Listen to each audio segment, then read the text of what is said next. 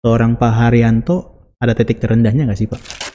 Untuk saya pribadi, titik terendah saya adalah pada saat papa saya meninggal. Yang berat bagi saya itu justru setelah dia dimakamkan, karena saya waktu itu in denial. Saya bilang, kok ini nggak adil sekali. Orang yang baik malah berpulang cepat sekali. Saya cuma punya waktu 1 bulan sama beliau. Saya punya 3 adik laki-laki, semuanya di Amerika, tidak ada satupun yang kembali pada saat papi dimakamkan. Nggak punya duit. Dan bersyukurnya, ini benar-benar bersyukurnya, semua orang yang utang sama papi itu bayar semua, tanpa kita tahu. Karena nggak semua itu adalah titik terendah. Ya hidup ini kan begini, turun, ada yang terendah sekali, sampai kita bisa bangkit. Yang bisa mengangkat kita itu adalah cara kita melihat kehidupan ini, mindfulness itu penting, dan juga mentor yang bisa mengangkat kita. Tidak ada yang menilai kita pada saat kita meninggal itu seberapa kaya kita, seberapa powerful kita, seberapa jago kita, seberapa pintar kita. Yang lebih penting adalah bagaimana kita melakukan banyak kebajikan. Sehingga banyak orang itu menjadi lebih baik karena kita.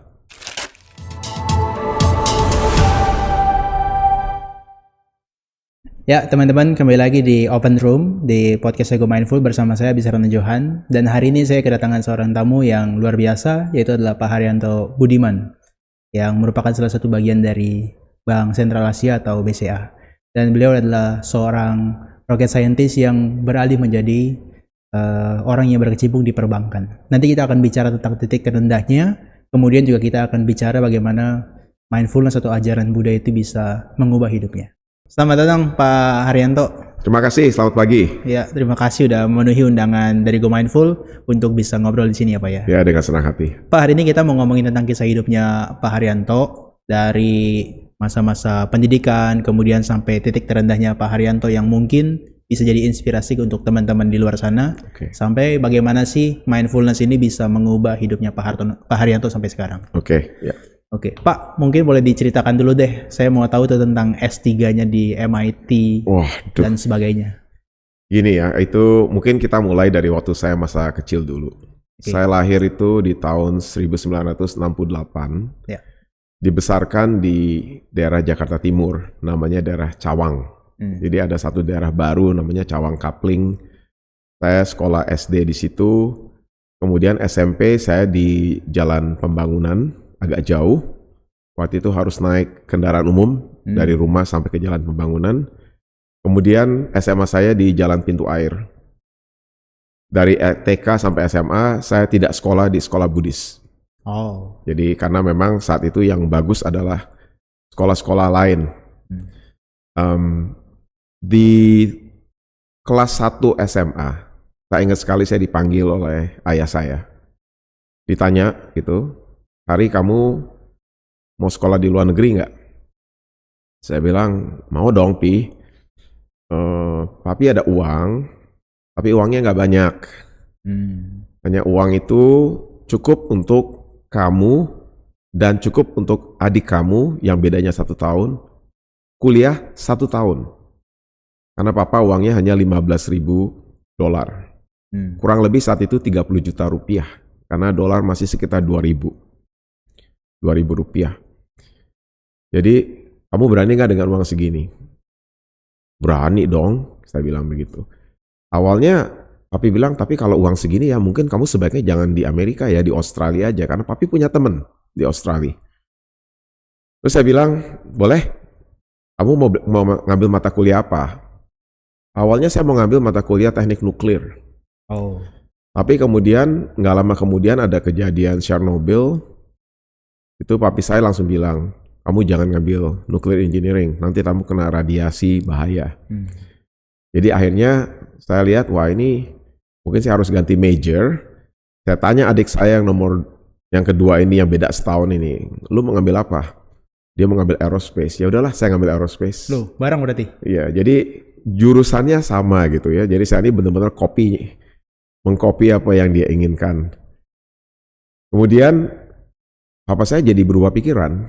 Karena kalau mau ngambil aerospace, sebaiknya jangan di Australia. Kemudian dia bilang, kamu harusnya ke Amerika. Amerika tuh lebih bagus aerospace engineering-nya. Yang menarik adalah komentar dia, yaitu, papi nggak ngerti apa-apa loh mengenai kuliah di luar negeri. Kamu harus cari informasi by yourself. Ya udah, saya cari info. Saat itu di Kedutaan Besar Amerika Serikat yang ada di Merdeka Selatan itu ada seksi khusus. Namanya USIS, United States Information Services. Di sana itu ada banyak sekali buku-buku mengenai kuliah di Amerika Serikat. Jadi kita boleh ambil bukunya, fotokopi gratis. Kemudian kita bisa ketemu counselor, dan di sana saya ketemu salah satu counselor yang menyarankan untuk saya menulis surat. Saat itu belum ada email. Ingat ya, ini tahun 84 ini. Ya, nggak ada email, yang ada snail mail, itu yang ngirim surat pakai perangko dikirim ke kampus minta informasi. Dan baru dibalas itu mungkin sebulan kemudian, karena memang prosesnya sangat lambat. Tapi saya kirim surat minta informasi, dapat banyak informasi. Setelah masuk informasi, saya makin yakin bahwa uang yang $15.000 per orang ini nggak akan cukup kalau saya sekolah di Los Angeles atau di Boston atau di New York. Karena memang uang kuliahnya dan juga uang hidupnya itu tinggi sekali di sana. Jadi konklusinya adalah saya harus sekolah di sekolah yang tempat yang living expense-nya tidak terlalu mahal, yaitu di daerah Texas. Makanya saya melamar ke dua sekolah, Texas A&M dan University of Texas at Austin.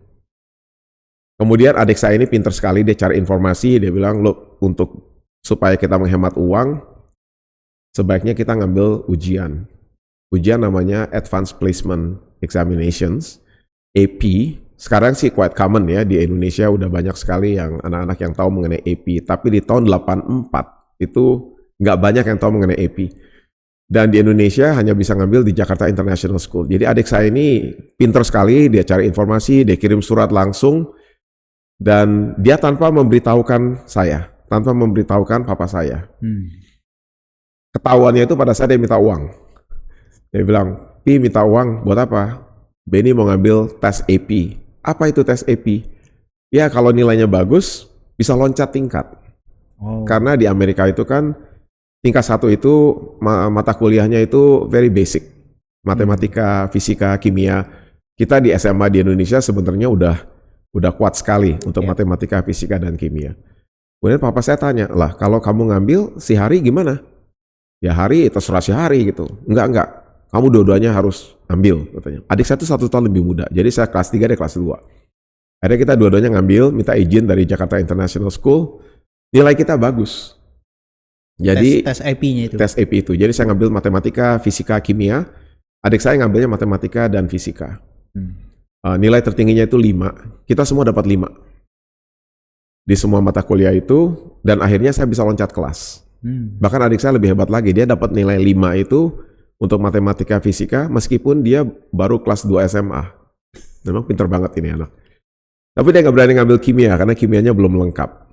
Dia itu belum ambil organic chemistry, jadi dia nggak berani ngambil, tapi saya ngambil organic chemistry juga. Jadi akhirnya kita bisa masuk ke Amerika itu loncat tingkat. Jadi langsung ke tingkat 2. Itu menghemat 1 tahun loh. Untuk itu luar biasa. Dan bersyukur ya, di sana itu meskipun keuangan terbatas, ada aja jalan. Jadi karena nilai saya bagus, dapat beasiswa, bisa kerja di laboratorium, dibayar oleh profesor, bantu mereka untuk koreksi PR, koreksi exam. Akhirnya lulus juga. Lulusnya 3 tahun. Oh, adiknya juga 3 tahun? Adik saya lulusnya 4 tahun karena dia ikut program namanya co-op program. Jadi dia 1 semester kerja, 1 semester kuliah. Ya, yang menarik adalah lulus tahun 1990, tapi dari tahun 87 sampai 90 saya nggak pulang ke Jakarta. Biasanya kan kalau liburan, teman-teman saya tuh yang kuliah di Los Angeles, di San Francisco, di New York, mereka pasti balik setahun mungkin sekali atau at least sekali, kalau bisa 2 kali. Saya saat itu nggak pulang karena nggak punya uang. Karena nggak punya uang. Jadi saya berangkat dari Indonesia di bulan Agustus tahun 1987. Saya baru balik ke Indonesia lagi bulan Mei tahun 1990 setelah saya lulus S1. Waktu itu papa mama datang ke Amerika dengan senangnya melihat anaknya lulus ya. Nah setelah itu lebih enak hidupnya, yaitu dapat beasiswa. Karena untuk ngambil S2 di Amerika itu ternyata kalau nilai kita bagus, lebih gampang, beasiswanya lebih besar. Saya diterima di beberapa universitas, tapi saya ambil yang di Virginia. Makanya saya masternya di Virginia Tech. Yang beruntung adalah saya ketemu seseorang yang sangat baik. Itu yang namanya Dr. Morton, John Morton ya, Profesor John Morton. Saya bekerja di bawah beliau dan hubungan dengan mahasiswa-mahasiswanya dekat sekali. Kita sering bahkan jadi babysitter untuk anaknya. Waktu itu anaknya masih kecil-kecil. Kalau dia lagi mau nonton movie sama istrinya, kita gantian di rumah dia. Tapi yang menarik adalah saya itu mulai di bulan Agustus tahun 1990. Di bulan Juni tahun 1991 saya dipanggil ke ruangan dia. Karena dia sampaikan bahwa tesis saya, penelitian saya sudah hampir selesai. Jadi beliau sampaikan di bulan Desember 1991 saya bisa lulus. Beliau mau menanyakan apa rencana saya setelah saya lulus S2. Saya sampaikan ke beliau, saya dari awal pengennya ngajar. Oh jelas, kalau you want to teach, you need to have a PhD. Jadi dosen ya Pak? Jadi dosen. Ya, jadi untuk itu perlu gelar S3, perlu gelar PhD. Terus saya bilang ke dia, betul Dr. Morton, I want to do a PhD. And hopefully I can work with you. Terus dia langsung bilang, no. You should do a PhD. I think you are capable to be a PhD, but I do not want you to study PhD under me. Saya kaget. Karena saat itu saya merasa ini orang yang dekat, seorang mentor. Kok sepertinya saya diusir gitu. Kemudian dia bilang gini lagi, bahwa bukan apa-apa ya, dia bilang. The reason I don't want you to study here under me, because I don't want you to be a big fish in a small pond. Jangan menjadi ikan besar tapi di kolam yang kecil. Kalau bisa kamu jadi ikan besar di kolam yang besar. A big fish in a big pond. You should go to a better school for your PhD. Katanya ke dia, which school? I think if I were you, I would choose Stanford, MIT. Okay, those are the two top schools. Saya bilang, dari SMA pun saya pengen kuliah di MIT, tapi kan you tahu sendiri keuangan saya terbatas. Ya, I know katanya. Terus dia bilang begini, saya baru balik dari satu conference. Jadi beliau tuh kembali dari satu conference, dan di sana ketemu dengan beberapa kolega dia, sesama guru besar. Satu guru besar dari Stanford, satu guru besar dari MIT. Dan dia menyampaikan mengenai saya punya mahasiswa dari Indonesia, anaknya rajin, bla bla bla. Kemudian dia sekarang lagi ambil master, akan selesai masternya di bulan Desember. Dan saya encourage dia untuk ngambil PhD-nya either di MIT atau di Stanford. Dua-duanya responsnya baik, makanya dia bilang, nanti bulan depan kita ada conference lagi di Indianapolis. Kita akan nyetir bareng dari Blacksburg, Virginia ke sana. Saya akan perkenalkan kamu dengan kedua profesor itu. Jadi saya ke Indianapolis bersama dengan Dr. Morton, dengan beberapa students yang lain juga. Ketemu dengan Profesor Lagasse dari MIT, beliau sudah meninggal. Dan satu lagi Profesor Foucault Chang dari Stanford. Diskusi panjang lebar di sana. Dan Profesor Lagasse nanya saya, kamu rencananya kapan mulainya di MIT kalau kamu mulai? Saya selesai bulan Desember. Saya ingin segera mulai program PhD-nya. Nggak mau ada jeda gitu. Kemudian beliau sampaikan, saya mau sampaikan dua hal. Yang pertama, saya mau tanya, kamu perlu financial aid apa enggak? Saya sampaikan langsung, yes, saya perlu financial aid. Saya nggak mungkin bisa kuliah di MIT tanpa ada financial aid, tanpa ada beasiswa. Oke, nanti saya pikirkan. Itu jawaban dia. Yang kedua, kamu berani nggak pada saat kamu masuk MIT, langsung kamu ngambil ujian doctoral qualifying exam. Jadi untuk menjadi seorang PhD dari MIT, ada satu ujian namanya Doctoral Qualifying Exam. Dan Doctoral Qualifying Exam ini hanya boleh diambil satu kali. Kalau seseorang itu gagal, maka dia nggak bisa melanjutkan program doktoralnya. Dan tentu saja saya nggak berani ngambil langsung Doctoral Qualifying Exam pada saat saya baru tiba di Boston gitu. Saya bilang, saya mau ambilnya mungkin setahun kemudian. Ya. Kalau mau ngambil setahun kemudian, bisa, tapi kamu harus paham ya, bahwa kamu harus paham bahwa kalau kamu gagal, kamu udah wasting 1 tahun. Ya, sebagai doctoral student, tapi nggak bisa lanjut. Saya bilang, that's the risk that I will take. Ya udah, saya apply, dapetin rekomendasi dan lain sebagainya. Ternyata saya diterima. Diterima dengan beasiswa. Dan itu suatu hal yang luar biasa. Saya langsung telepon papa saya, mama saya, bilang, look, saya dapat beasiswa ke MIT, ini suatu pencapaian yang at least dari segi personal saya itu senang sekali gitu, apalagi dapat beasiswa. Ya udah, saya lanjut ke MIT.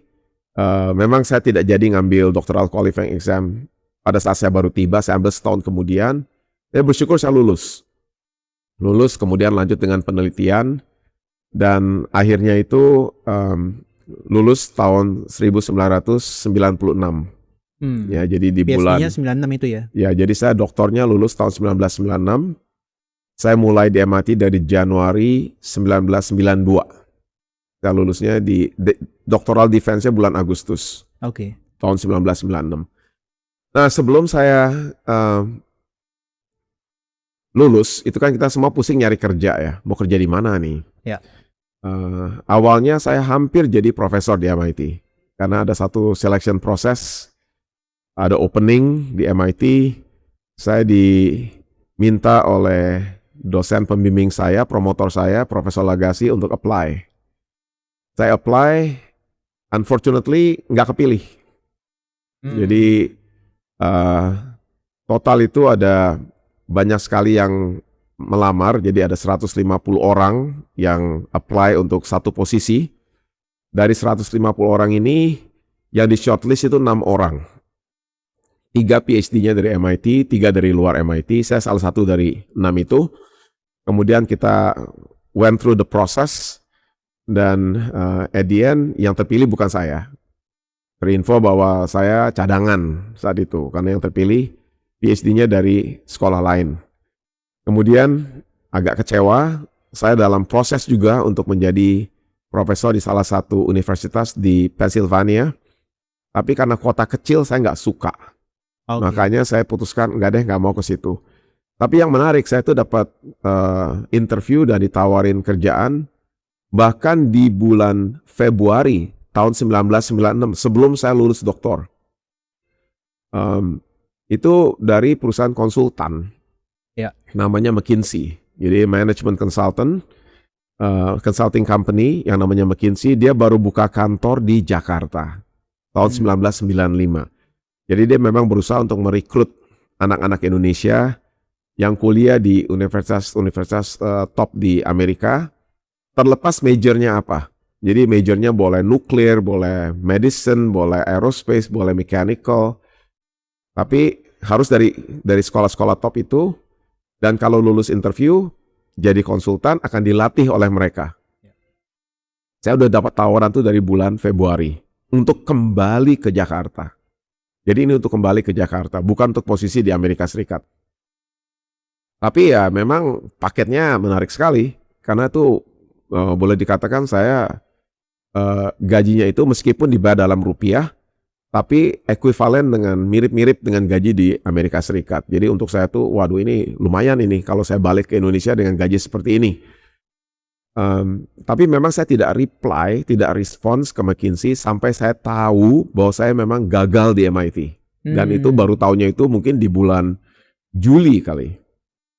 Karena prosesnya lama sekali kalau untuk mencari dosen itu. Tapi setelah saya diskusi dengan mentor, karena memang saya nggak diterima di MIT, saya juga dapat beberapa tawaran untuk kerja di perusahaan di Amerika. Dia sampaikan begini, bahwa kalau kamu kuliah di Amerika kuliah di Amerika Serikat, kemudian kerja di perusahaan Amerika Serikat, kamu akan jadi seorang technical expert. Jadi sebagai engineer di bidang atau research scientist di bidang kamu, tapi kalau kamu mau masuk ke management track, kamu kemungkinan perlu sekolah lagi, ngambil MBA. Tapi kamu kalau ngambil MBA, saat itu usia kamu mungkin udah 40-an. Kamu mungkin nggak akan kuliah di kota lain, karena kamu mungkin udah punya keluarga, udah punya anak. Paling kalau kamu mau ngambil MBA, yang ngambilnya di kampus, di dekat pabrik atau tempat kerja kamu. Saya pikir-pikir bener juga ya. Terus dia bilang begini, nggak ada salahnya kalau kamu kerja di McKinsey, itu kan perusahaan manajemen konsultan. Kamu belajar mengenai teori-teori manajemen, jangan lama-lama, 2 tahun aja. 2 tahun seakan-akan kamu kayak ngambil MBA gitu. Ya, saya pikir benar juga ya, kayak ngambil MBA begitu kan, ini real life experience. Jadi tujuannya memang awalnya masuk ke konsultan itu hanya untuk 2 tahun. Tapi ya nasib mengatakan lain, saya dari 2 tahun ini jadi 10 tahun gitu. Jadi tahun 96 saya masuk, tahun 2006 akhirnya saya selesai. Dan di situ baru saya masuk ke perbankan. Jadi saya waktu itu diajak gabung oleh klien saya, yaitu klien saya saat itu adalah Bank Mandiri. Direktur utamanya Pak Agus Martowardoyo. Beliau ajak saya gabung. Dan itu antara lain karena memang saya saat itu memutuskan untuk keluar dari McKinsey. Karena saya di McKinsey itu, kenaikan pangkat saya sebagai full partner itu tertunda lagi. Karena udah tertunda 1 kali, tertunda 2 kali. Akhirnya pada saat itu tertunda 3 kali, saya putuskan mungkin jadi konsultan manajemen bukan karir saya selamanya gitu. Dan waktu saya bicara dengan Pak Agus, beliau sampaikan, why don't you join us? Itu pertama kali saya jadi bankir. Masuk ke Bank Mandiri tahun 2006. Tepatnya di bulan Oktober 2006. Usia saya saat itu 38 tahun. Oke. Tapi memang bersyukur jabatan saya udah lumayan tinggi. Jadi satu jabatannya Senior Executive Vice President. Itu anggota Board of Management. Saya bukan direktur. Saya tidak diangkat oleh rapat umum pemegang saham. Tapi saya boleh dikatakan itu cukup senior. Jadi setiap rapat direksi juga ikut hadir gitu. Bahkan di annual report ada foto saya saat itu. Dari tahun 2006 sampai saya selesai. Nah di sana saya barulah menjadi seorang bankir. Jadi saya menjadi bankir itu memang agak terlambat. Kalau orang-orang mulai setelah lulus S1 kerja di satu bank. Kalau saya itu setelah usia 38 tahun. Baru saya itu menjadi seorang bankir. Dan di Bank Mandiri 5 tahun. Kemudian saya diajak bergabung ke JP Morgan sebagai CEO Indonesia. Saya menggantikan posisi yang ditinggalkan oleh Pak Gita Wirjawan waktu beliau menjadi menteri. Itu juga menarik tuh, saya how I got into JP Morgan. Tapi dari JP Morgan udah 8,5 tahun, saya sangat menikmati di JP Morgan. Perlu dengan ups and down, tapi really good experience di sana. Kemudian saya diajak gabung ke BCA. Pada saat 2020 saya bergabung di BCA. Sejak 2020 saya di BCA sebagai anggota direksi. Jadi itu perjalanannya dari rocket scientist akhirnya menjadi seorang bankir secara singkat. 12 tahun belajar di Amerika, kemudian pulang ke Indonesia malah jadi bankir ya Pak ya? Iya, 9 tahun totalnya. 9 tahun. 9 tahun, ya. Dan bidangnya beda sekali gitu. Kalau di sana belajarnya teknik penerbangan antariksa, karena jurusan saya adalah aeronautics, astronautics.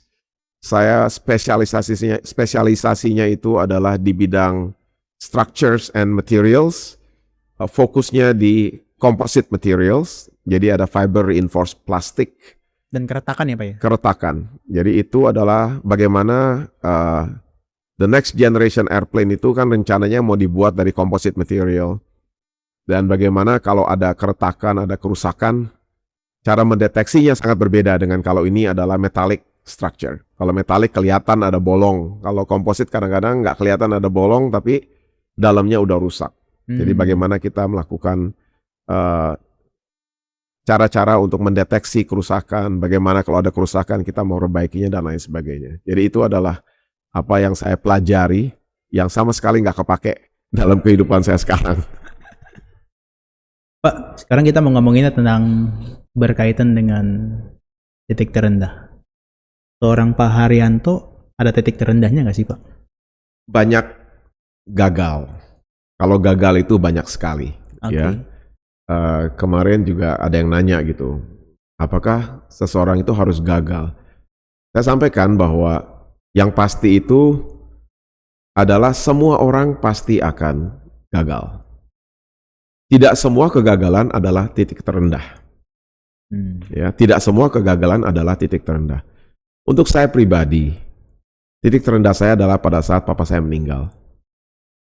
Karena tadi saya cerita ke Bro Johan ya, saya itu kan lulus dari Amerika Serikat dengan gelar PhD dari, boleh dikatakan salah satu sekolah terbaik di dunia. Itu di bulan Agustus saya sidang doktornya, official kalau di ijazah saya itu bulan September 1996. Itu suatu kebanggaan yang luar biasa untuk orang tua saya, terutama papa saya dan mama saya. Karena tadi saya cerita bahwa papa itu uangnya nggak banyak. Dengan bekal hanya $15.000, ternyata anaknya berhasil. Dan suatu keinginan dari saya pribadi pun untuk bisa berbakti kepada papa mama pada saat saya kembali. Apalagi saya kerja di perusahaan McKinsey yang boleh dikatakan compensation-nya juga bagus. Saya bisa traktir mama, traktir papa, traktir oma, itu kan keinginan yang ada di dalam hati kita.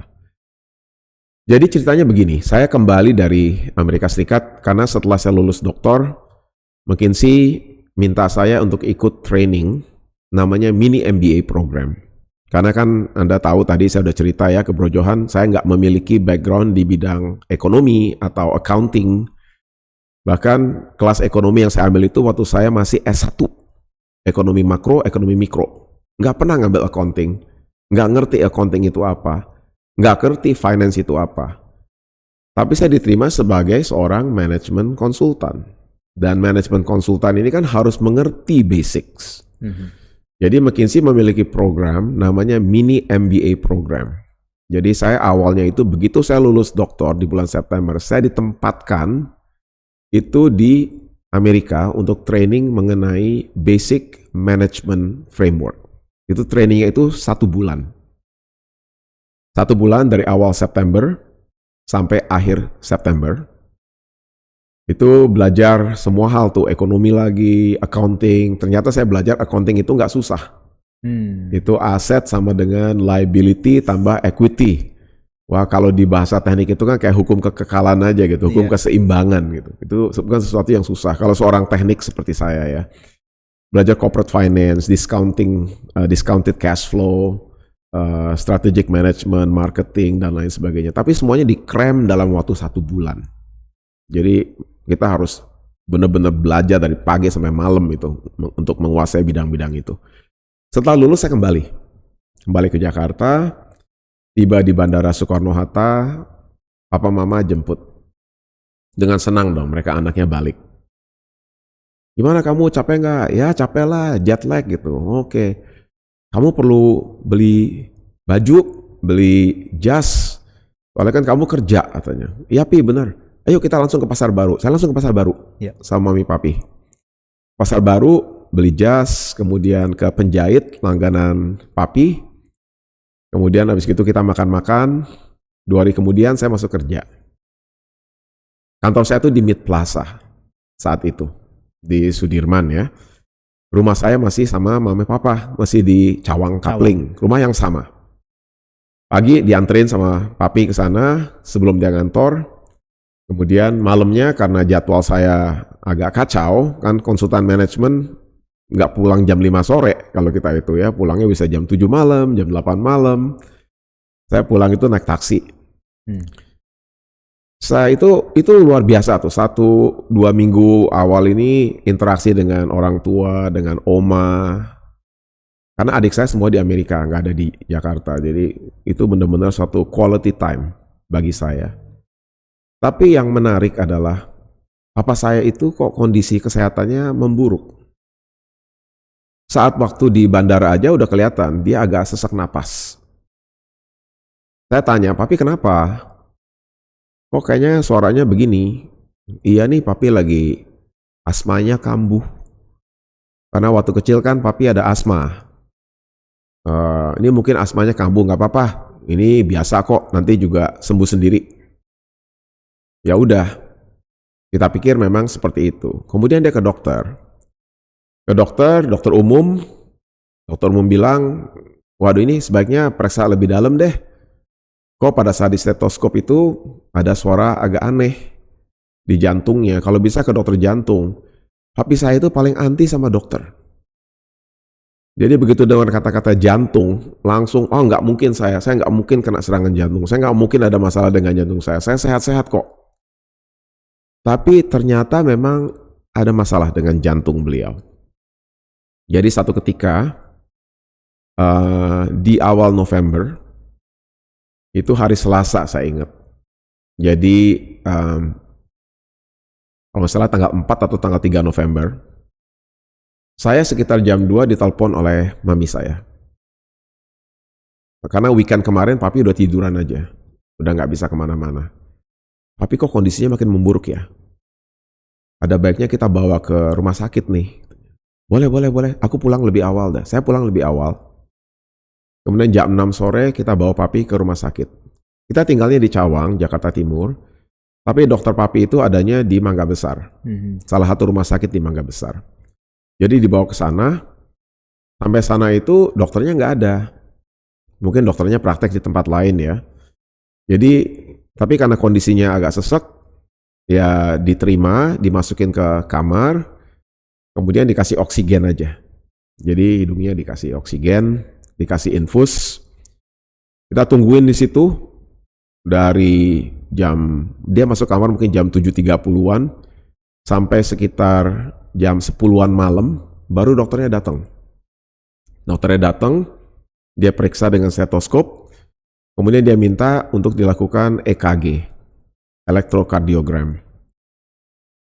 Pas dilakukan EKG, keluar hasilnya, saya agak mengintip gitu hasilnya kan dalam secari kertas.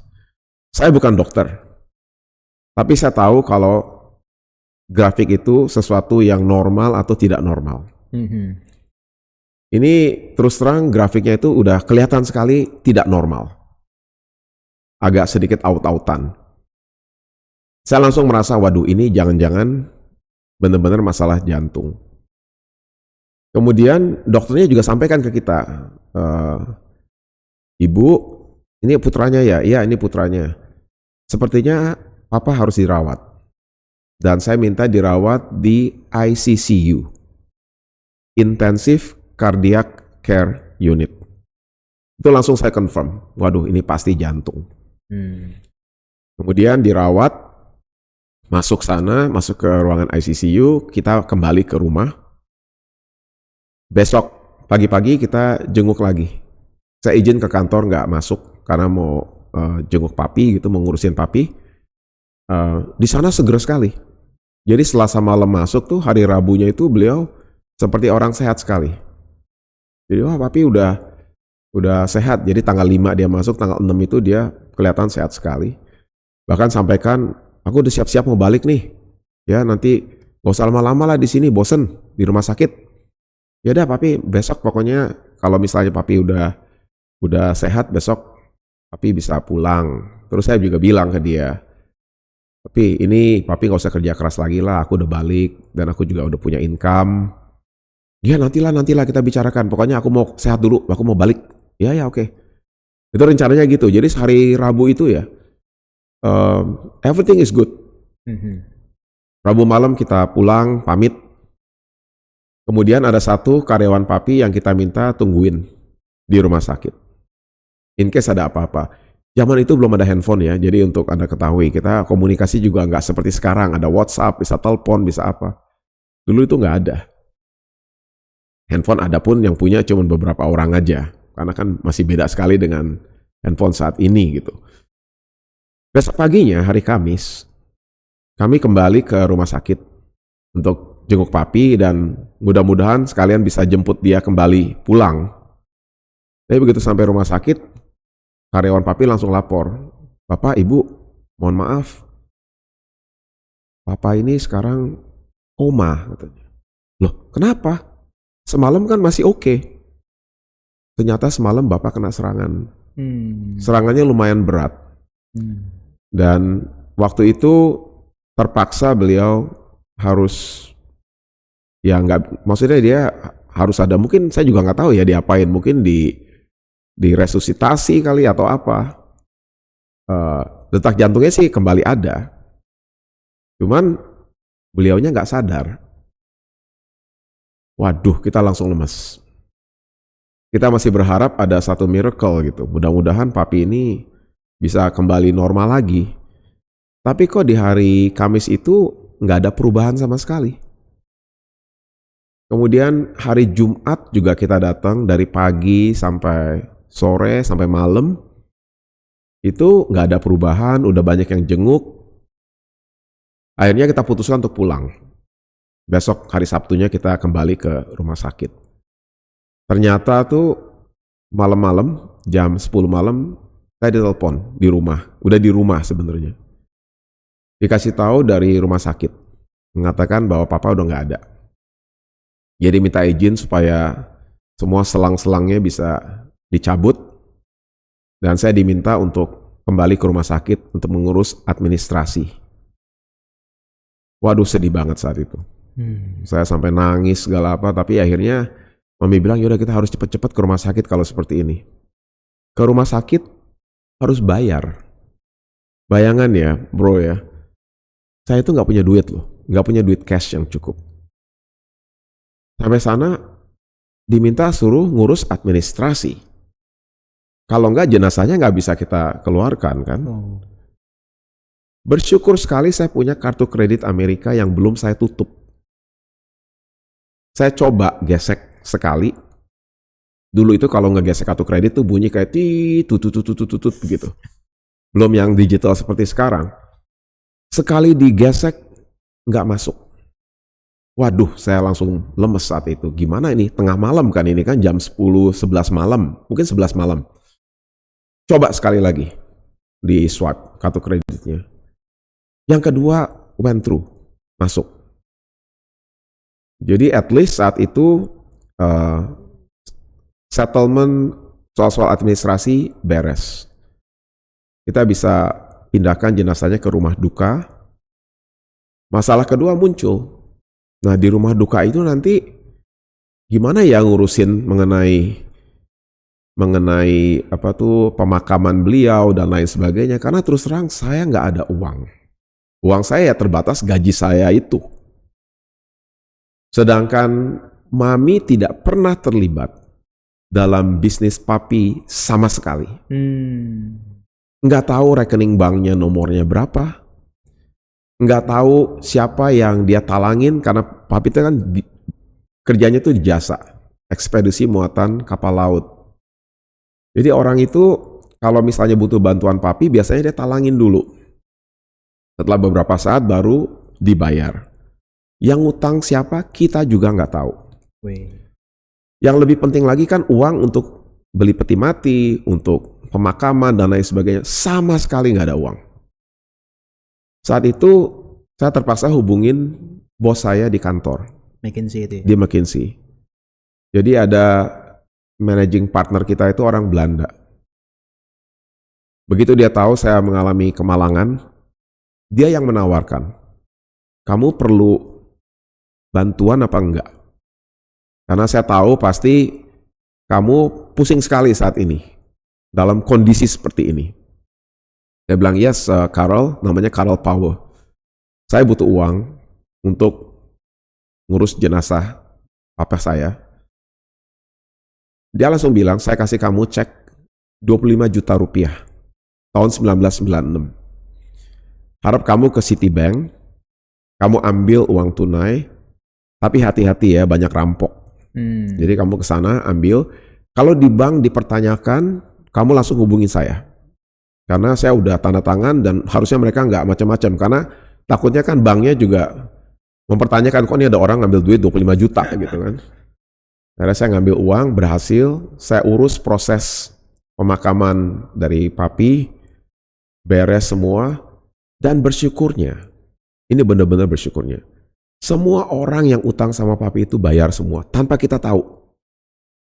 Mendadak itu ada Om A datang, Har, ini loh Har, Om mau kasih cek buat papi, waktu itu Om masih utang sekian sama papi, bayar. Datang lagi Om B, Har, ini ya, waktu itu papi udah ini udah Om udah kelar kerjaannya, Om harus bayar. Terus yang masih pending, yang belum beres, karena dia punya karyawannya bisa lanjutkan gitu. Jadi nggak ada masalah disruption juga dengan service level kepada customernya papi. Tapi poinnya adalah, itu terus terang untuk saya tuh saya senang sekali, karena ternyata papi saya tuh orang baik. Karena dia orang baik, makanya orang-orang juga nggak mau nipu dia gitu, ya. Dan yang berat bagi saya itu justru setelah dia dimakamkan, karena saya waktu itu in denial. Saya bilang, kok ini nggak adil sekali, orang yang baik malah berpulang cepat sekali. Saya cuma punya waktu 1 bulan sama beliau. Saya punya 3 adik laki-laki, semuanya di Amerika, tidak ada satupun yang kembali pada saat papi dimakamkan. Nggak punya duit. Ya saya kan tadi cerita, untuk bayar biaya pemakaman aja perlu minjem duit dari kantor gitu. Tapi bersyukur semuanya settle, dan akhirnya saya menyadari bahwa memang dalam hidup ini tidak kekal. Dan kita harus bisa menerima kenyataan itu. Dan yang selalu saya ingat adalah arahan dari orang tua saya kepada saya, khususnya papi saya. Jadi papi saya ini orang yang sangat visioner. Mami saya orang yang sangat lemah lembut. Jadi adalah kombinasi yang boleh dikatakan sempurna ya, papi yang visioner, mami yang lemah lembut. Dari dulu, dia selalu kasih wejangan. Pokoknya ya kamu sama adik-adik kamu semua, hidupnya harus lebih baik dari papi. Itu number 1. Harus lebih kaya dari papi. Itu penting. Tapi kamu harus mencapai kekayaan itu dengan benar. Bukan dengan hal-hal yang tidak benar. Dan itu dia contohkan, karena dia sendiri hidupnya sederhana. Kalau dia mau nakal tuh pasti uangnya jauh lebih banyak. Yang kedua, kamu harus selalu jaga nama baik. Nama baik itu sulit untuk kita dapatkan kembali kalau udah rusak. Makanya dia bilang jaga integritas, orang harus percaya sama kamu. Ya, jangan sampai kamu ngemplang duit orang atau menipu orang. Karena kalau kamu lakukan itu, nama baik kamu rusak. Dan itu nggak akan bisa kamu dapatkan. Yang ketiga, papi punya visi, anak-anak papi, mami ini semuanya harus kuliah di luar negeri. Karena kuliah di luar negeri kan jauh dari orang tua. Kamu harus bisa jaga kesehatan. Itu saya ingat sekali itu, kamu harus jaga kesehatan, olahraga teratur dan lain sebagainya. Yang mengecewakan adalah dia sendiri nggak jaga kesehatan. Tapi kalau anak-anaknya itu dia selalu ingatkan jaga kesehatan. Berikutnya dia bilang, dia sampaikan yang keempat, nanti kamu semua akan berkeluarga dan pasti punya anak lagi. Jadi papi mami pasti punya cucu-cucu yang banyak. Kamu harus didik cucu kamu itu dengan baik. Meskipun kehidupan mereka itu jauh lebih enak dari kehidupan kamu saat kamu growing up. Saya waktu itu nggak tahu artinya itu apa. Karena waktu itu kan kita masih, kondisi ekonomi kita juga masih sangat terbatas gitu. Tapi papi sampaikan, kalau nanti kamu udah berhasil, kamu udah lebih kaya dari papi, kamu punya anak, kamu harus bisa mendidik anak dengan baik. Meskipun dia hidupnya itu jauh lebih enak dari kamu. Jangan sampai anak itu kehilangan yang namanya fighting spirit. Saya baru tahu setelah anak saya lahir gitu kan, dan saya membesarkan anak. Jadi nanti saya cerita terpisah. Berikutnya, ini juga penting. Dia bilang, yang penting juga ya, kamu harus ingat, kalau kamu itu misalnya nanti sakit berat, sekarat, Itu dalam bahasa sederhananya jangan banyak nyesel saat itu. Dan ternyata itu juga konsisten dengan buku yang saya baca kemudian hari. Ada satu buku yang ditulis oleh Clayton Christensen, How You Measure Your Life. Di situ Clayton Christensen juga menyampaikan bahwa kita harus hindari penyesalan-penyesalan saat kita itu sedang sekarat. Kenapa? Karena saat itu udah terlambat. Kalau kita bilang, coba ya hubungan saya dengan istri baik, coba ya hubungan saya dengan anak baik, coba ya hubungan saya dengan teman baik, coba ya. By then it's too late. Karena you are dying. You're going to die very soon. Ya, jadi hindari penyesalan seperti itu. Dan di buku itu yang juga similar dengan pesan dari Papi yang terakhir, yaitu pada saat kita meninggal dunia, yang akan kita tinggalkan itu adalah legacy kita. Tidak ada yang menilai kita pada saat kita meninggal itu seberapa kaya kita, seberapa powerful kita, seberapa jago kita, seberapa pintar kita. Yang lebih penting adalah bagaimana kita melakukan banyak kebajikan. Sehingga banyak orang itu menjadi lebih baik karena kita. Karena disentuh kita ya. Karena kita sentuh. Itu adalah pesan-pesan yang sangat powerful. Makanya saya waktu Papi itu meninggal, aku tuh sedih sekali gitu. Ya tapi pelan-pelan kita bisa bangkit juga lah dari kesedihan ini. Dan bersyukur bahwa semua anak-anaknya itu jadi. Jadi saya lulus dari MIT dengan gelar PhD. Adik saya yang kedua juga lulus dari MIT juga dengan PhD juga. Yang ketiga, keempat itu tetap bisa kuliah di Amerika meskipun Papi udah nggak kerja, udah nggak ada gitu. Karena mami saya itu rela sekali berkorban. Dan saya juga dan adik saya bantu biayain mereka. Jadi semuanya itu jadi orang. Dan itu adalah at least kontribusi saya kepada orang tua. Sorry, saya agak emosional di sini. Ya, oke. Mungkin begitu. 6 pesan itu selalu diingat ya Pak ya? Selalu saya ingat. Dan itu yang selalu saya sampaikan juga ke anak-anak saya. Jadi saya punya anak 2 orang, anak kembar. Lahir tahun 2001. Dan memang betul apa yang Papi sampaikan bahwa kehidupan kedua anak saya pada saat mereka growing up itu jauh lebih baik dari saya. Dan bukan salah mereka juga. Bahwa mereka itu hidupnya lebih enak dari saya waktu saya growing up. Saya kalau dulu sekolah di jalan pembangunan atau jalan pintu air itu naik kendaraan umum. Anak saya nggak kasih naik kendaraan umum. Karena takut diapa-apain gitu kan, takut ada kejahatan dan lain sebagainya. Kuliah ke Amerika juga, kalau dulu saya tadi cerita, saya balik ke Jakarta itu 3 tahun, tahun 1990 baru balik, padahal berangkatnya tahun 87, itu kan 3 tahun. 90 balik, baru balik lagi 95. Dan 96 waktu saya permanen kembali ke Jakarta. Anak saya setahun 2 kali.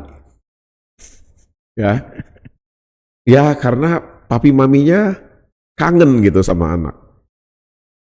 Dari dulu saya sangat khawatir.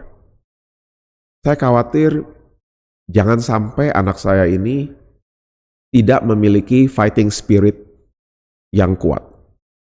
Karena dalam hidup ini kan yang paling kita khawatirkan adalah anak kita tidak bisa independen. Saya bersyukur loh, 2 anak saya ini independen dan saya tuh bangga dengan mereka. Yang pertama tuh namanya William. Saya tahu anak ini karakternya sangat keras. Fighting spiritnya luar biasa. Jadi saya ingat sekali waktu usia 5 tahun, 6 tahun dia tuh agak sakit. Jadi kena satu penyakit. Kemudian dia masih preschool. Harus perform di depan. Karena dia sakit, dia agak pusing atau apa, dia sebenarnya ada excuse untuk nggak ikut acara itu.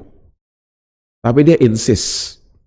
Dia tetap ingin perform di stage dengan segala keterbatasan, dan hasilnya juga bagus. Dari situ saya tahu anak ini karakternya luar biasa. Fighting spiritnya luar biasa. Dia sekarang di Amerika kerja di Los Angeles. Salah satu perusahaan di sana and doing very well. Ya. Dia lulus S1-nya dari UC San Diego, masternya dari UCLA. Si kembar yang kedua, dari awal itu orangnya terlalu laid back, nyantai banget. Jadi saya tuh paling khawatir sama nih anak. Aduh, nih anak nih nyantai sekali, nggak pernah serius gitu kan. Saya jadi pikir, waduh ini gimana nih, yang satu saya yakin kalau yang satu nih pasti akan bagus karena dia fighting spiritnya very strong dan leadershipnya juga very strong. Yang kedua ini sangat tergantung sama kokonya. Kalau di sekolah gitu, mereka sekolah mau manggil driver, selalu kokonya yang panggilin gitu. Jadi dia tuh pokoknya nyantai banget. Tapi dia memang jagonya itu di computer science. Oke. Urusannya jago sekali, itu anak. Bahkan lucunya itu ya, saya waktu itu, karena saya pernah di JP Morgan lama, saya punya cita-cita anak saya harus kerja di investment bank, kayak JP Morgan, kerja di Wall Street begitu. Jadi anak dua ini saya kirim ke New York untuk ikut yang namanya ini summer program tentang banking and finance. Jadi kita tinggal di NYU, kemudian saya dan istri ke Washington DC nyetir mobil. Pada saat sebelum kita jemput, kita telepon mereka, gimana course-nya? Mereka ngomel-ngomel. Karena kita pikir kan udah masuk ke asrama ya, uang sakunya kan kita kasih sedikit banget gitu. Ternyata dia nggak doyan makanan di asrama gitu. Tiap hari mesti makan di luar, uangnya habis gini-gini. Ya udahlah kan besok dijemput, saya bilang. Terus gimana? Belajar banyak nggak di situ? I'll tell you later, Dad, kata si Philip yang kedua ini. Aduh, kalau William gimana? Oke kok, course-nya enak. Kalau yang itu kan memang selalu positif. Kalau Philip, I'll tell you later. Agak kaget juga kita, ada apa nih I'll tell you later gitu. Terus pas dijemput, saya baik-baikin kan. Phil, kamu kenapa? This is the problem, Dad, katanya. Ternyata di sana itu ya, di hari Minggu kan mereka masuk asrama. Dikasih akses ke satu software program. Jadi karena ini mengenai banking dan finance, diajarin mengenai trading securities. Jadi kayak jual beli saham gitu. Dikasih uang main-mainan. Uang main-mainan $1,000. Hari Senin kamu trading, Selasa trading, Rabu trading, Kamis trading, Jumat diumumkan pemenangnya siapa. Yang menang dapat hadiah dari gurunya gitu. Terus yang dia lakukan hari Minggu malam itu dia mainin programnya. Ternyata ada bugs. Dia anak pintar banget. Jadi ada bugs. Kemudian lucunya adalah kalau dia lakukan sesuatu, apapun yang dia lakukan dia pasti akan cuan. Dia uji hari Senin. Yang lain masih belajar, ini kan trading masih ada yang rugi. Dia saat itu udah cuan lumayan gede. Hari Selasa cuannya lebih gede lagi. Hari Rabu yang lain masih negatif, dia udah gede sekali. Sampai temennya itu nanya, Philip, what happened? How come you make so much money gitu? Saking polosnya dia bilang, oh itu ada bugs. Kalau kamu lakukan ini, kamu juga bakal menang. Sama temennya dilaporin ke gurunya, dia bilang. Jadi gara itu dia bilang hari Jumat harusnya aku dapat hadiah, nggak dapat hadiah nih katanya. Jadi tapi dia memang codingnya jago sekali. Itu anak very talented untuk computer science. Terus dia balik ke SMA kan, ngelamar ke beberapa sekolah untuk computer science, diterima di University of Washington Seattle, sama di Boston University juga diterima. Pengennya ke Boston. Saya awalnya nggak setuju. Karena menurut saya University of Washington Seattle itu jauh lebih bagus computer science-nya kan, dekat dengan Microsoft. Salah satu the best in computer science. Saya bujuk dia, saya ajak kampus visit ke UW. Tetap nggak suka. So depressing that, tiap hari hujan dulu katanya. Dia nggak mau, mendingan Boston. Ya udah saya ngalah ke Boston, masuk ke Boston. Doing very well di sana, tapi ya itulah. Kalau dia itu, saya kan berharap at least dia lulusnya cum laude lah, nggak usah magna cum laude, nggak usah summa cum laude aja udah happy bapaknya gitu. Tapi ternyata di semester terakhir kita teleponan gitu, Phil, bisa ya kamu yang lulus cum laude ya? Iya, I'll try that, gitu. Kan udah deket banget, 3,48 GPA kumulatifnya, kan cum laude 3,5. Jadi kalau kamu nilainya bagus di semester terakhir, pasti kamu lulusnya cum laude. Iya, that I'll try. Terus gak lama, 2 minggu sebelum saya ke Boston, dia telepon, Dad, kayaknya Philip gak lulus cum laude nih. Loh kenapa? Saya bilang, Dad, katanya, gara-gara COVID, they changed the benchmark.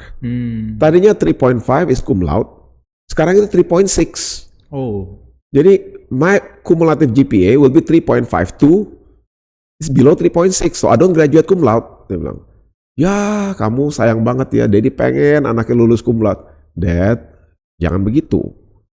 Look at me, dia bilang. Yang lain tuh my friends yang lulus cum laude gak dapat kerja. Philip dapat kerja. Dia diterima di anak perusahaannya Amazon, namanya Twitch. Gajinya juga bagus sekali di San Francisco. Jadi ya udahlah, bener juga nih anak ya. Dia nggak lulus cum laude tapi dapat kerjaan karena waktu wawancaranya mungkin bagus nih anak. Bahkan dia pernah magang di situ. Baru kerja 5 bulan, anak masih umur 22 nih, kena layoff di PHK. Bukan karena kesalahan dia. Sekali lagi bukan karena kesalahan dia, tapi karena memang Amazon mau memperkecil Twitch. Jadi karyawannya banyak yang diberhentiin. Tapi untuk seorang yang usianya masih 22 tahun dan mengalami kegagalan, itu nggak gampang. Kita pun merasakan gitu bahwa kalau dia telepon itu kok suaranya agak depres. Bahkan pernah ada pemikiran apa kita kesana ya, kita temenin dia atau gimana. Tapi ini anak ternyata fighting spiritnya not bad juga. Nggak ada waktu sebulan udah dapat kerja lagi. Perusahaan yang lebih kecil. Tapi dia bilang gak apa-apa, Dad, I'm going to start in a smaller company dulu. Toh ini pengalaman, dia bilang. Baru kerja sekitar, kerja 2 tahun dia di situ. Doing very well sebenarnya. Terus saya tahun lalu itu ikut executive program. Saya ikut 2 executive program di Stanford. Jadi 2 tahun berturut-turut. Tahun lalu dan tahun sebelumnya. Tahun sebelumnya itu di kota San Francisco-nya. Tahun lalu itu di Stanford. Setiap kali saya executive program, Philip selalu tanya, Daddy kapan mendarat di SF? Kenapa? Aku mau jemput. Loh ngapain kamu jemput? Kamu tinggalnya di Silicon Valley. Itu masih 1,5 jam, bahkan bisa 2 jam loh kalau ada rush hour. Oh enggak Dad. Philip mau jemput pokoknya. Ya udah, saya kasih jadwal saya. Ternyata dia benar-benar jemput. Saya terus terang terharu loh waktu itu. Saya bilang, gila, teman saya tuh saya tahu berantem sama anaknya tiap kali kalau dia ke Amerika. Kamu pastikan ya kamu jemput papa ya. Anaknya suka nggak datang. Kalau anak saya tanpa saya minta, datang sendiri ke situ ke bandara gitu dengan untuk jemput saya. Dan yang menarik adalah mobilnya itu bukan mobil sedan. Jadi pas jemput saya itu mobilnya itu truk pick up. Saya tanya, kamu ngapain beli mobil truk pick up? Dad, ini kan San Francisco, Dad. Nggak aman. Kalau Philip beli mobil sedan, ntar kacanya kayak teman Philip tuh, dikeprak gitu. Dicolong. Kalau ini kan ada terpal doang di belakang, koper Daddy masuk ke sini juga nggak ada yang mau colong katanya. Ya itu street smart banget gitu. Pinter ya. Pinter. Terus tahun lalu yang kedua itu saya ngambil yang di Stanford. Pas dia nganterin saya ke bandara, dia bilang, Dad, Philip iseng-iseng ngelamar ke Google. Katanya ada opening di Google. Tapi masuk Google itu nggak gampang, Dad. Iya pastilah, saya bilang. Google kan perusahaan yang everybody wants to work at Google gitu. Iya, aku akan ambil ujian tertulis dulu minggu depan. Kalau lulus, baru wawancara dengan HR. Untuk dilihat apakah fit apa enggak dengan budayanya, dengan culture-nya Google. Kalau misalnya lulus dari HR, baru masuk ke 3 layer of technical interview. Jadi layer 1, kalau lulus layer 1, masuk ke layer 2, masuk ke layer 3 di Google-nya itu. Kemudian setelah itu baru ketahuan diterima apa enggaknya. Ya doain Philip ya, oh ya kita doain kok, semoga kamu berhasil gitu. Terus minggu depannya dia ngambil tes tertulis, lapor, lulus nih. Minggu depannya lagi wawancara HR, lulus. HR juga, waduh hebat juga nih anak, saya pikir ya. Terus kapan kamu technical interview? Minggu depan. Ya udah, layer 1, layer 2, layer 3, dia semuanya lulus semua. Tapi kan belum ada berita gitu kan. Suatu ketiga pagi-pagi, jam 4 pagi, handphone istri saya bunyi. Paling takut tuh kalau nerima handphone pagi-pagi. Takut ada apa-apa kan di sana kan, karena mereka kan di Amerika, kita berdua di Jakarta. Pas diangkat, Philip, Mom and Dad, Philip got a job katanya, dari Google. Jadi orang diterima. Aduh, bangga sekali sama itu. Wah, luar biasa nih. Masuk Google kan sangat-sangat challenging. Kalau kita lihat di internet tuh statistiknya 0,2% yang diterima. Dan ternyata dia berhasil diterima. Jadi anak ini itu ya, fighting spirit-nya ternyata nggak seburuk yang saya pikirkan. Tapi saya selalu kasih wejangan ke dia. Kamu ingat ya, kamu kerja di perusahaan Amerika. Dulu Dad juga pernah kerja di perusahaan Amerika. Waktu aku di JP Morgan.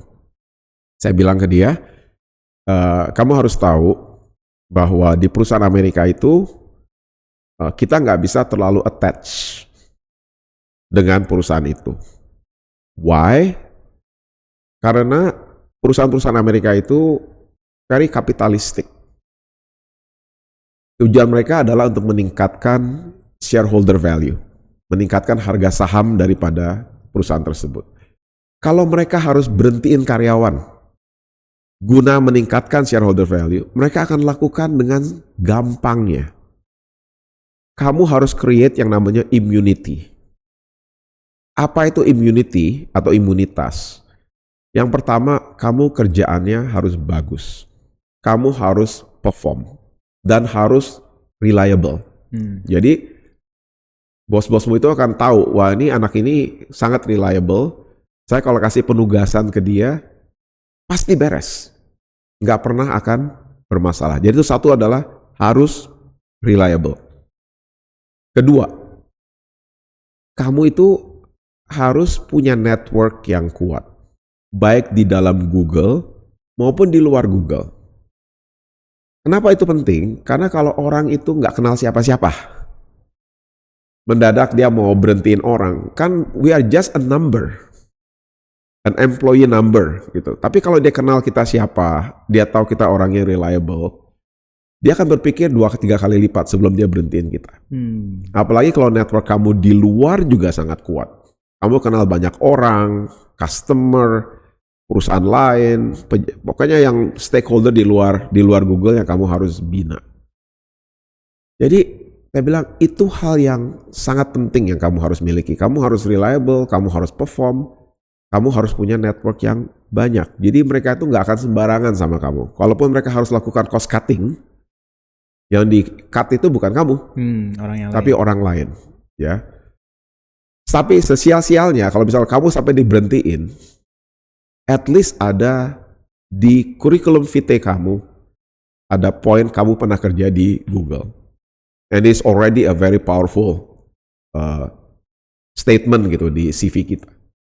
Itu yang selalu saya ingatkan ke mereka. Jadi yang penting kamu harus perform, harus kenal banyak orang, dan pastikan kamu reliable.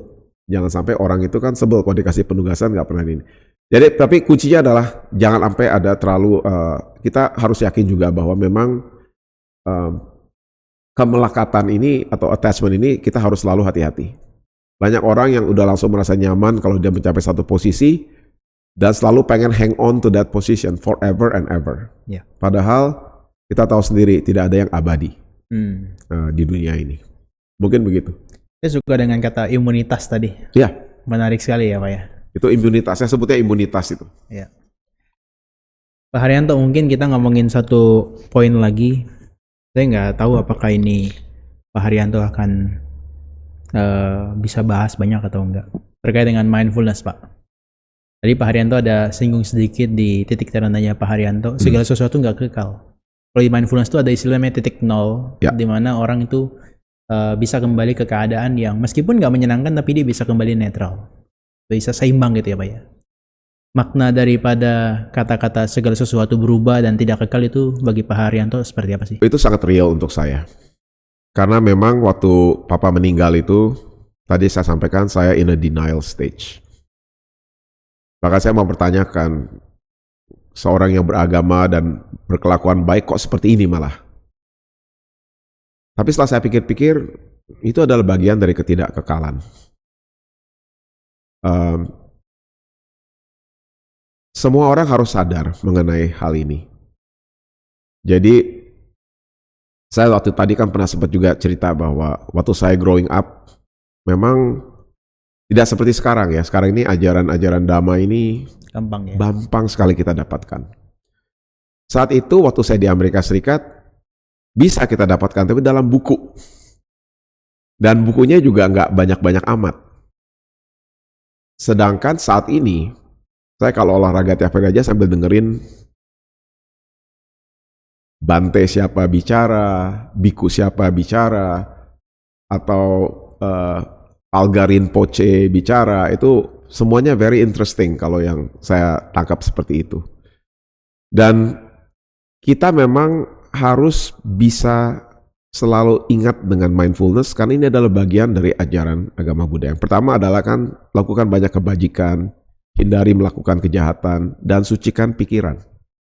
Itu terkait dengan yang ketiga, di mana kita harus kalau bisa itu tiap hari menenangkan diri, meditasi secara teratur. Mungkin nggak bisa lama-lama, tapi lakukan secara teratur.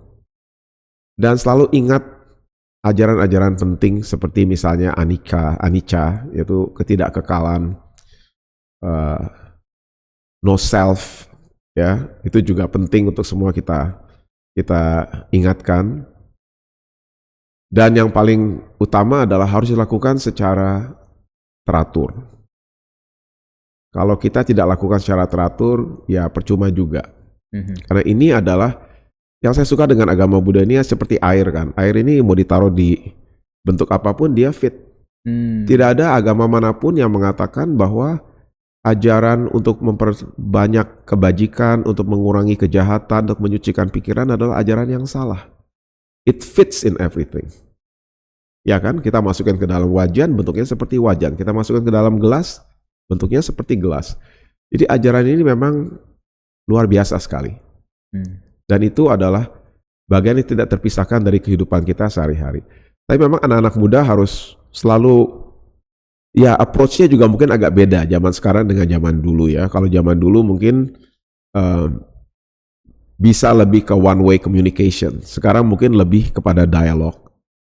Dan itu adalah salah satu passion saya juga untuk sharing ini, supaya tokoh-tokoh yang sudah berhasil bisa memberikan cerita-cerita. Karena semua orang tuh berhasil itu tidak ada yang instan. Semua itu melalui satu proses. Kalau kita melihat ada orang yang berhasil, kaya, jangan kita langsung anggap orang ini enak sekali ya. Kita harus lihat orang itu mencapai itu dengan segala perjuangan. Baik perjuangan secara fisik, secara mental, secara spiritual. Sampai dia bisa mencapai keberhasilan seperti itu. Dan ajaran ini juga menyampaikan kita harus bisa menerima dengan apa adanya, jangan serakah lah boleh dikatakan. Ya, kita kalau udah punya 1, nggak usah berharap jadi 5. Udah punya 5, jangan berharap jadi 100. Karena kalau kita iri sama orang, itu adalah sumber dari segala malapetaka. Orang korupsi, orang mencuri, itu karena mereka itu ingin lebih dari apa yang mereka miliki. Kita harus syukuri apa yang kita miliki. Dan semua kan berputar dalam roda karma kita. Kita berbuat kebaikan, ya nanti pasti akan ada sesuatu yang baik bagi kita juga. Baik di alam ini maupun di alam kemudian. Pak Haryanto, bisa lewati semua hal-hal kayak gitu, boleh dibilang karena mindfulness juga ya Pak ya? Yang secara nggak langsung mungkin Pak Haryanto secara nggak langsung, kembangkan. Betul. Betul ya Pak ya? Betul. Secara tidak langsung saya kembangkan, betul. Oke. Dan ini semua dari ajaran orang tua juga yang seperti saya sampaikan tadi. Dari papanya kan kelihatan juga very tough ya Pak ya? Ya. Pasti mau bawa satu momen dengan melewati berbagai macam kegagalan tadi, dari mulai ke Amerika, kemudian juga beralih ke perbankan, kemudian juga tadi titik terendahnya papanya meninggal, sampai bahkan anaknya yang kedua. Mengkhawatirkan ya Pak ya. Saya mau tanya, kalau semua itu Pak Haryanto nggak kenal dengan berbagai ajaran yang mungkin menguatkan Pak Haryanto, gimana Pak Haryanto hari ini? Saya merasa bahwa the reason saya masih sampai saat ini menganut agama Buddha, karena saya orang yang sangat logical. Dan agama Buddha adalah agama yang mengatakan, you nggak usah percaya 100%. Kalau bisa buktikan bahwa ini hipasiko kan, itu kan sangat jelas sekali. Ya, kita gunakan nalar kita. Dan semua setelah saya dalamin lebih dalam, apalagi sekarang ini dengan banyaknya availability dari sosial media, dari YouTube, ajaran dengan Bante, ajaran dengan Palga Rinpoche, dan lain sebagainya. Itu semakin meyakinkan saya bahwa ini adalah suatu ajaran yang seperti saya cerita tadi, kayak air kalau ditaruh dimanapun juga nggak akan salah. Karena kita sebagai manusia sudah pasti, kita semua akan berakhir pada saatnya nanti. Kalau kita di agama Buddha kan kita selalu ingin, kalau bisa kita nanti terlahir di alam bahagia. Dan itu adalah bagian dari cita-cita kita juga gitu. Kalau kita melakukan karma baik, melakukan hal yang baik, pasti kan itu akan terjadi seperti itu. Jadi ya kalau saya sih melihatnya ini bagian dari proses, dan saya lebih meyakini mengenai ajaran ini setelah saya melewati jatuh bangun yang luar biasa panjang ini. Mungkin singkatnya seperti itu. Pak Haryanto kan, tadi Pak Haryanto bilang semua orang pasti gagal. Dan belum tentu semua kegagalan itu adalah titik terendah. Betul. Tapi yang mungkin bisa ditangkap sama orang lain adalah, bisa jadi kegagalan tertentu yang dianggap tidak powerful, bagi orang tertentu sangat menyakitkan. Mungkin Pak Haryanto boleh kasih pesan ke teman-teman, apa yang bisa menguatkan mereka nantinya, apakah dengan berlatih mindfulness atau dengan menguatkan hatinya, bagaimana? Satu, berlatih mindfulness. Kedua, carilah mentor. Atau guru. Ya, kadang-kadang kita itu berusaha sendiri, tapi ketemu jalan buntu.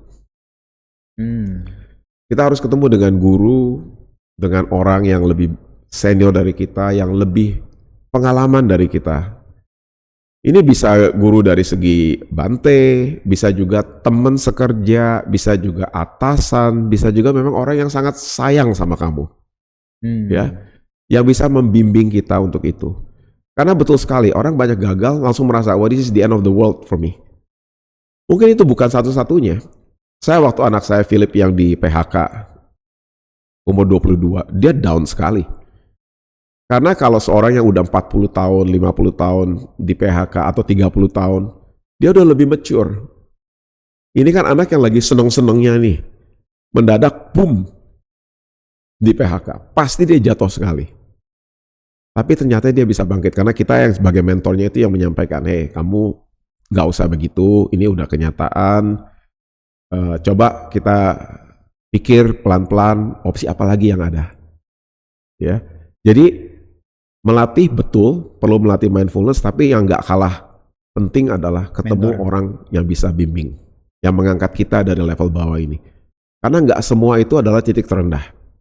Ya, hidup ini kan begini, turun, ada yang terendah sekali sampai kita bisa bangkit. Yang bisa mengangkat kita itu adalah cara kita melihat kehidupan ini. Mindfulness itu penting, dan juga mentor yang bisa mengangkat kita. Oke, dua hal itu ya Pak ya? Mindfulness dan mentor. Ya. Oke deh, Pak Haryanto, terima kasih sharingnya pada hari ini. Betul-betul inspirasional ya Pak ya. Tadi saya udah baca di artikelnya Pak Haryanto, yang komen itu inspirational sekali loh. Komen-komennya saya lihat. Ya, terima kasih. Enggak, saya hanya sharing aja ya. Mudah-mudahan sharing ini bermanfaat. Karena ya, saya juga sangat senang kalau mendengarkan sharing dari orang lain. Karena tidak ada perjalanan hidup seseorang itu yang sama persis. Yes. Ya, dari A sampai Z. Semua orang pasti berbeda. Tapi nggak apa-apa. Memang there are many roads to Rome kan. Banyak jalan menuju Roma. Yang penting kita lakukan perjalanan ini dengan sebaik-baiknya. Sesuai dengan ajaran-ajaran kita yang baik itu. Oke, thank you ya Pak Haryanto. Thank you, makasih. Ya. Ya, teman-teman, itulah Pak Haryanto Budiman, salah satu orang yang sangat menginspirasi kita semua di Open Room ini. Sampai jumpa di Open Room yang berikutnya. Saya Abisar Johan, ketemu lagi.